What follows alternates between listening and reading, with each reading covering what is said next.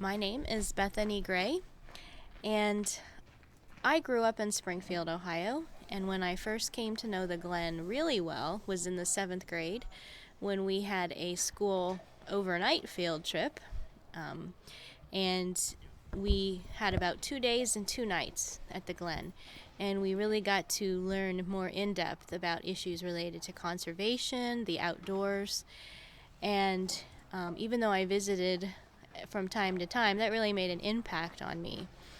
Later in my life, when I graduated from college, I lived in Columbus, Ohio for 12 years. And in 2014, I moved back to the area, and I happened to move to Yellow Springs. So I was thrilled for Glen Helen to be practically in my backyard. And so the connection between the 7th grade carried all the way until when I moved to Yellow Springs, and I was excited to start supporting the Glen. I needed it as a respite for myself. I utilize it for connecting to nature. And so the Glen matters not just for those reasons, but because it protects a diversity of habitat. And for the last 50 to 100 years, we have increased a lot of our suburban development with suburban and commercial sprawl. We've increased a lot of our agricultural development on the land, and even though we need some of that, we also need to protect diversity of habitat because nature does best and functions best when there is diversity of habitat. So the Glen does protect that diversity, and it also allows people to connect in nature and connect with nature in ways that we really have lost the ability to do in such a busy industrial age. It is important for people also to have a place for their physical health to improve. When they do hikes through here, it's important for people to increase their mental health. I've had many people tell me how much they just need to get away and have a respite to go away from the busyness. And it's important because of all of the educational opportunities we have to learn how we are not disconnected from what goes on in nature. We are very connected. My name's Andy Carlson. I got to know about Glen Helen the first time I came to Yellow Springs in 1997. It really makes Yellow Springs a nicer place to live and gives us great places to walk. I love it.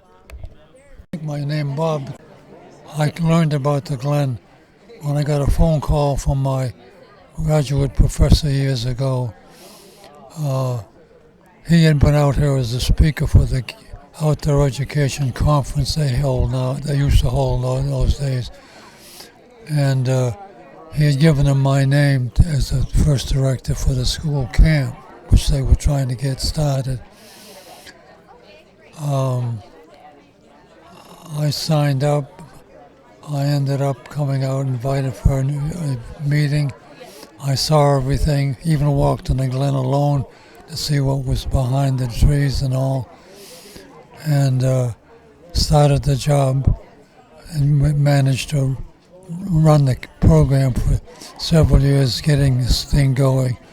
And then when I found I had problems with my family, I moved over to the college to teach in the PE department the same kind of things I had to teach students who were working for us and people who were in the Glen. And the Glen matters because it provides a monstrous set of positive opportunities for students, parents, families, people to meet and see what's in the Glen and understand how to take care of themselves and the area, and others can enjoy it as well. My name is Joan Horn, and I've lived in Yellow Springs since 1955. I graduated from Antioch, and I was involved with the Glen all during my Antioch career. And I was a local teacher for 10 years, and then the job opened up as director of the Outdoor Education Center. So I applied, and I was lucky enough to get it, and I was here for 19 years as the director of the Outdoor Education Center. And why does the Glen matter to you? I think without it, I can't imagine what the college would be like without it, what the village would be like without it. And when I see the impact that it has had on so many area children who come here with their teachers, I think it's of inestimable value that most of them won't ever forget.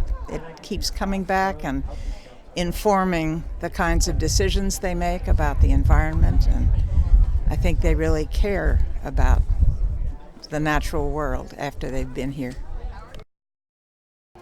I'm Bob Barkus.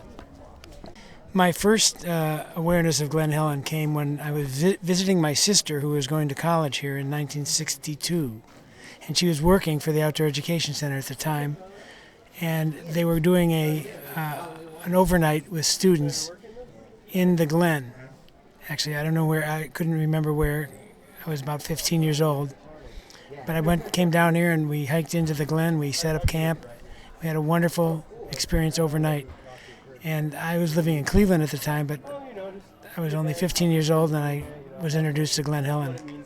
When I moved to Yellow Springs, I realized what a wonderful resource Glen Helen is, not only for our ability to express our conservation values by preserving it, and enjoy its grandeur, its beauty, but also because as a resource for not just the community but for the college.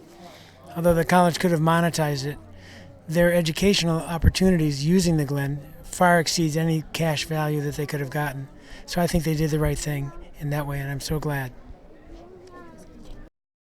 My name is Pam Canine, and I moved to Yellow Springs in 1979 when I accepted a teaching job with Yellow Springs Public Schools.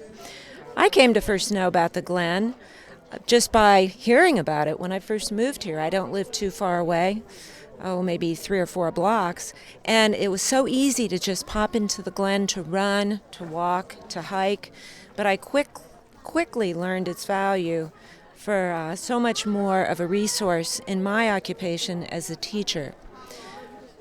I would bring my special education students into the Glen. We'd pile into the little van that we had at the school back in 1979 and come into the Glen to do various assignments, reading, writing, observing nature, looking for signs of ecological niches and habitats, and we'd go back to school and write stories.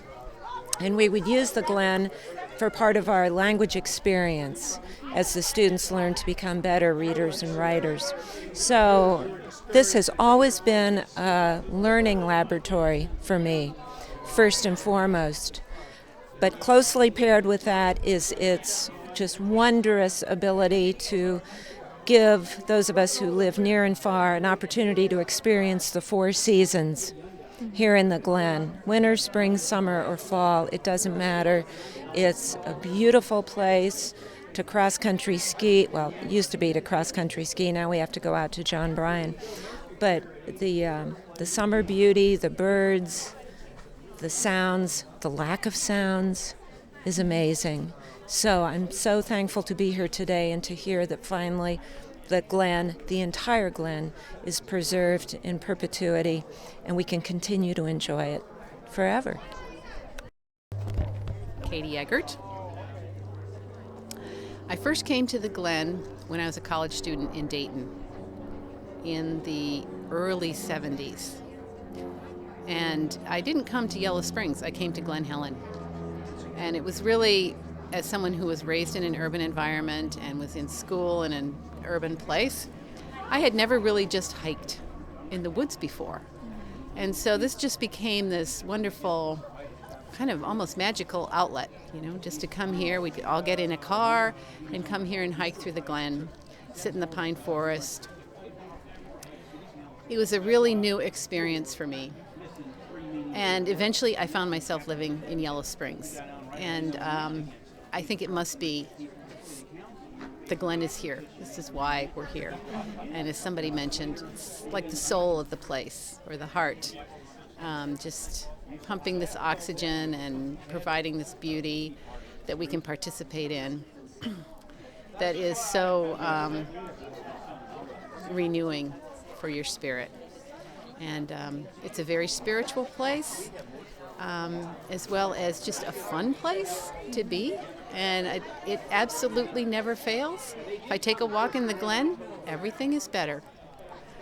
And then I also, later on, got into learning about wildflowers. And so this was the perfect laboratory for learning about wildflowers. So walking in the Glen every spring over and over the years, I've learned the wildflowers. It's very exciting to recognize them and find some rare ones every now and then. Wonderful. So that's why the Glen matters to me. My name is Harold Wright, and I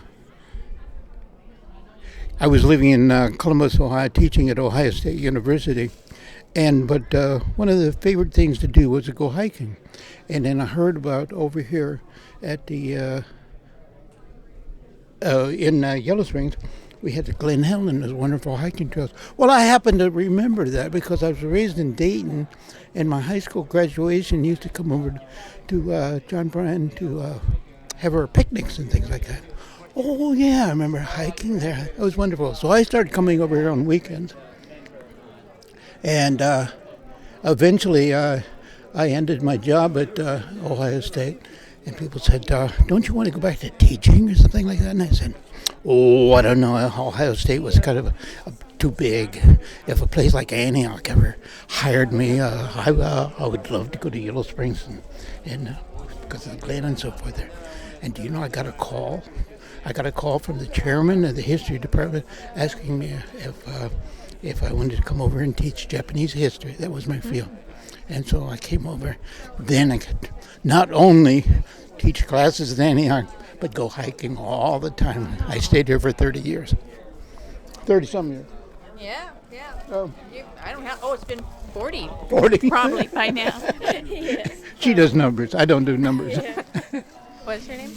My name's Jonathan Wright.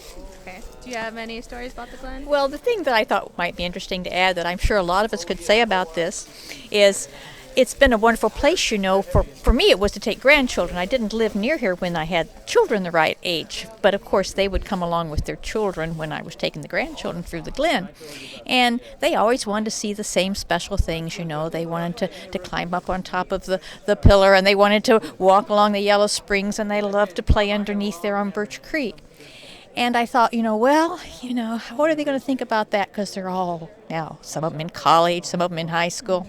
Lo and behold, here they are in high school, in college, and they come back here and they bring their roommates and they bring their boyfriends and things. And what do they want to do? They want to go to the Glen. They want to see the Raptor Center. They want to go walk along Birch Creek. They have these lasting memories. So it's certainly living in perpetuity, whatever that word is, in the minds of many of us who live here, and our children and our grandchildren and their children know.